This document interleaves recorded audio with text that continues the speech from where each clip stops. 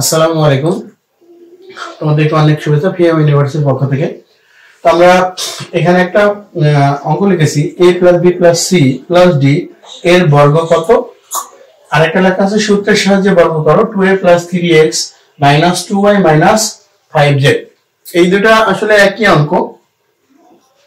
তো একটা বলছে বর্গ করো আর একটা বলছে সূত্রের সাহায্যে বর্গ করো, বিষয়টা কিন্তু একই। হ্যাঁ, আর তোমরা নিশ্চয়ই খেয়াল করছো এটা হচ্ছে চারটা রাশির বর্গ।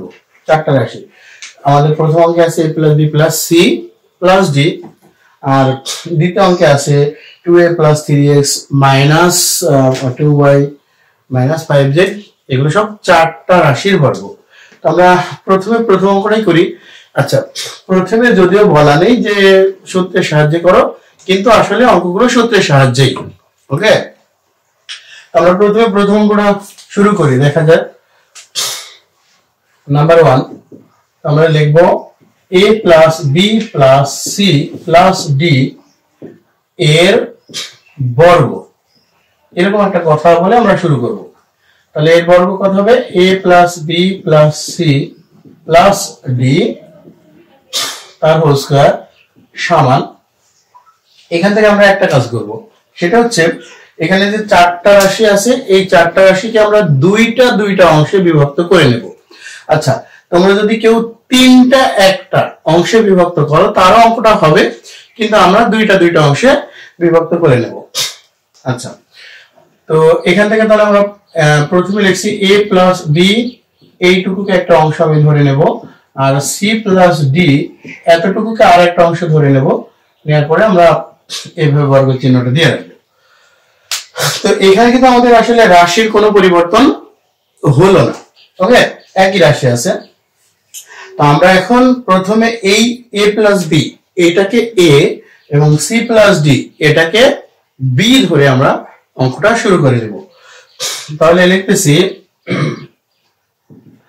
a + b হোল স্কয়ার, এটাকে a আর এটাকে b বলেছি, 2ab,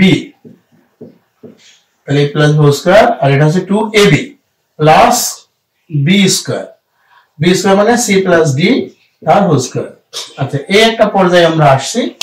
এখন আমরা এই প্রথমটাকে a + b হোল স্কয়ারের সূত্র করব, দ্বিতীয় রাশি দুইটার বীজগণিতিক গুণ করব, তৃতীয় রাশিটাকেও a + b হোল স্কয়ারের সূত্র করব। তাহলে তারপর একটু সাজিয়ে লিখব, তাহলে আমাদের অঙ্কটা হয়ে যাবে। তাহলে এখানে লিখতেছি যে a square + 2ab + b square. আচ্ছা, আমরা এখানে গুণ করব, সাথে সাথে 2টা গুণ করে দেব। আমাদের এটা হচ্ছে 2, এই দুইটা আমরা আগে গুণ করছি a আর c, তাহলে 2 ac + 2 bc, আমরা এই c দিয়ে আগে গুণ করলাম। এবার গুণ করব হচ্ছে d দিয়ে, তাহলে 2ad + 2bd। ওকে, আচ্ছা, প্লাস আমরা এই সূত্রটা লিখব, কিন্তু একটু নিচে লিখলাম। এই সূত্রটার জন্য আমরা এটাকে b ধরবো, তাহলে c square plus 2cd plus d square. তাহলে এই হলো আমাদের সম্পূর্ণ রাশিটা। এখন এই রাশিটাকে একটু সাজিয়ে লিখলেই আমাদের অঙ্ক হয়ে যাবে। তো আমরা প্রথমে সাজিয়ে লেখার জন্য স্কয়ার ফাংশনগুলো সবার আগে লিখব। তাহলে a square plus b square plus c square plus d square. Okay, আচ্ছা, তারপরে লিখছি 2ab, এটা আমরা লিখলাম। তো এখান থেকে আমরা a যাদের ভিতরে আছে সেই রাশিগুলো আগে সাজিয়ে নিচ্ছি। তাহলে 2ab আমাদের একটা ছিল, 2ac আর একটা ছিল, আচ্ছা 2ad আর একটা রাশি ছিল। আচ্ছা, দেখি আর কোনো রাশি আছে কিনা, a যুক্ত নাই। আচ্ছা, b যুক্ত রাশি লিখবো, যদি সেই b যুক্ত রাশিটা এখানে চলে আসে তাহলে আর লিখবো না। ab এর ক্ষেত্রে আমাদের চলে এসেছে, bc টা আসেনি, তাহলে 2bc প্লাস 2bd। আচ্ছা, এবার b যুক্ত রাশি শেষ, এবার d যুক্ত রাশি লিখবো। বাট d যুক্ত রাশি যদি আমাদের চলে আসে এখানে, তাহলে আমরা সেটাকে লিখবো না। আচ্ছা প্লাস 2 সিডি আমাদের এই হচ্ছে অঙ্কটা হয়ে গেল। তো এখানে সাজানোটা বইয়ে ভিন্ন ভাবে থাকতে পারে বা একটা টিচাররা এক এক ভাবে করে দিতে পারে, এগুলো কোনো সমস্যা নাই, ঠিক আছে। এখানে সাজানোটা এই নিয়ে কোনো সমস্যা হয় না। আচ্ছা তাহলে আমরা এখানে পেয়ে গেলাম a square plus b square plus c square plus d square আর সাথে 2 দিয়ে রাশি। তো এরপরে অঙ্কটা তোমার সঠিক হয়েছে কিনা এটা বোঝার জন্য দরকার রাশিগুলো একবার গুনে নেবা, আগের লাইন আর পরের লাইন। তবে একটু গুনে নিই, 1 2 3 4 5 6 7 8 9 10, 10টা রাশি আছে। দেখি আমাদের নিচের লাইনে 10টা রাশি আছে কিনা। 1 2 3 4 5 6 7 8 9 10। ওকে, তো আমরা বুঝে গেলাম যে আমাদের সাজিয়ে লেখার সময় কোনো মানে রাশি আসলে মিস্টেক হয় না। Number 2 2a plus 3x minus 2y minus 5z এর আচ্ছা এর বর্গ। 2a 3x minus 2y minus 5z তার হোল স্কয়ার। আমরা এখান থেকে দুইটা রাশি ধরে নিয়ে ক্যালকুলেশনটা তোমাদেরকে দেখাই। ওকে, সেটা হলো 2a plus 3x এইটুকুর জন্য আমরা একটা রাশি বানাইলাম, আর এই পুরোটা থেকে আমি মাইনাস কমন নিয়ে আরেকটা রাশি বানাই যেটা 2y plus 5z। ওকে, তোমরা নিশ্চয়ই বুঝতে পেরেছো যে আমরা এখান থেকে মাইনাসটা কমন নিয়েছি, এই জন্য ভিতরে দুইটা রাশি আমাদের প্লাস অবস্থায় আসছে। আমরা প্রথমে এটাকে a আর এটাকে b ধরে a মাইনাস b হোল স্কয়ারের সূত্র করে নেব। তাহলে 2a minus 3x তার square minus 2a plus 3x into 2y plus 5z। তাহলে আমাদের এটা হলো a square minus 2ab plus b square.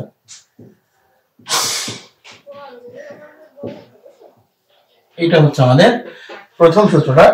এরপরে আমরা আবারও এটাকে a প্লাস b স্কয়ারের সূত্র করব, এটা বীজগণিতিক যে গুণ হয় সেই গুণটা করে দিব, এটাকেও a প্লাস b স্কয়ারের সূত্র করব। আচ্ছা তাহলে আমরা এটা ক্ষেত্রে সূত্র করি, সরি a স্কয়ার, আমরা এটাকে b ধরে সূত্র করছি, a square plus 2ab plus b square.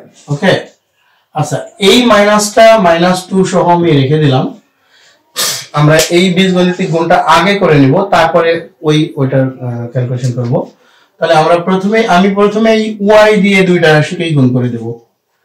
4ay plus 6xy। Okay, 4ay plus 6xy। এবার z দিয়ে গুণ করব, প্লাস 10az 5z দিয়ে আমরা গুণ করছি, আর প্লাস 15xz বা zx আমরা লিখতে পারি। আচ্ছা তাহলে আমাদের ওই বীজগণিতিক গুণটা হয়ে গেছে। এখন আমরা এই রাশিটার a প্লাস b হোল স্কয়ারের সূত্রটা কমপ্লিট করব। তাহলে প্লাস a স্কয়ার মানে 2y square plus 2 into 2y plus 5 sorry into 5z into 5z plus 5z তার স্কয়ার। আচ্ছা এবার একটু আমরা ফাইনাল ক্যালকুলেশন করার চেষ্টা করব। আমাদের এটা হচ্ছে 4a স্কয়ার প্লাস, এখান থেকে আমরা সবগুলো গুণ করে ক্যালকুলেশন করলে আমাদের হয়ে যাবে 12ax প্লাস 9x স্কয়ার।